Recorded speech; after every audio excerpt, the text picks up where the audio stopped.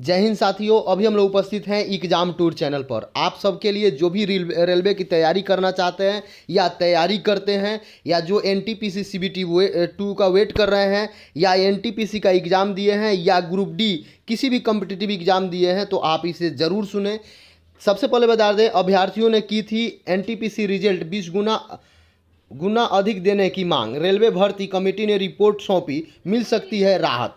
तो इसे बहुत अच्छा से आप देखेंगे। जैसा कि देख रहे हैं, पटना ये संस्करण में दिया गया है अभिषेक कुमार के द्वारा।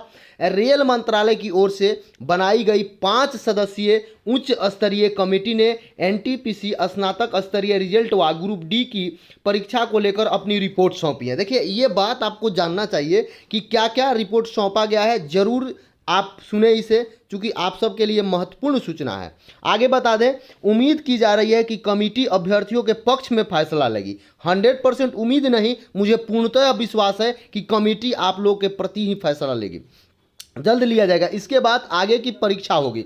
सबसे पहले बताएंगे कि परीक्षा डेट क्या है, कैसे है। यदि आप अनअकैडमी से जुड़ना चाहते हैं तो मेरा कोड है एग्जाम टूर करके आप प्रयोग करेंगे। एग्जाम टूर ऑली बोर्ड लेकर आया है आपका फ्री मॉक टेस्ट। क्रैक करें आरआरबी एनटीपीसी सीबीटी 2 एग्ज़ाम। जिसे टेस्ट आप दे रहे हैं तो टेस्ट का लेटेस्ट पैटर्न होगा, डिजिटल एनालिसिस मिलेगा, ऑल इंडिया आपका स्ट्रेंथ रहेगा। क्या रैंक आ रहा है उसमें आप देख सकते हैं 120 जो आज का वर्तमान परिस्थिति में जो प्रश्न पूछे जाते हैं उस तरीका से रहेगा। 90 मिनट समय दिया जाएगा, 120 मार्क्स का होगा। यदि आप ग्रुप डी का भी टेस्ट देना चाहते हैं तो फ्री ऑफ कॉस्ट इसमें टेस्ट आप लगा सकते हैं, ऑली बोर्ड लेकर आया है। यदि आप CHSL का टेस्ट लगाना चाहते हैं तो भी लगा सकते हैं।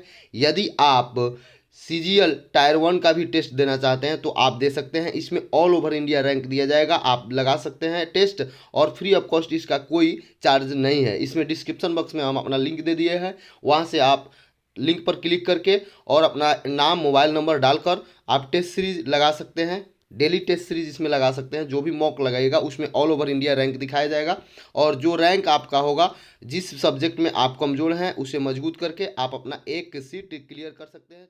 EXAMTOUR 10, तो आपको 10% तक की छूट मिल जाएगी। चलिए आगे देखते हैं। तो रेलवे एनटीपीसी स्नातक स्तरीय परीक्षा रिजल्ट में सुधार बढ़ाने और रेलवे ग्रुप डी की परीक्षा में एक बार लिए जाने की मांग को लेकर देशव्यापी आंदोलन चला था। इस आंदोलन में पकड़े गए अभ्यर्थियों का अभी तक बेल नहीं हुआ।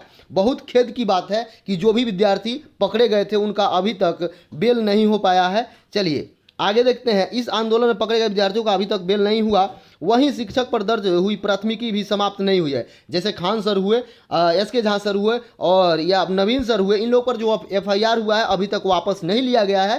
तो और आगे देखें,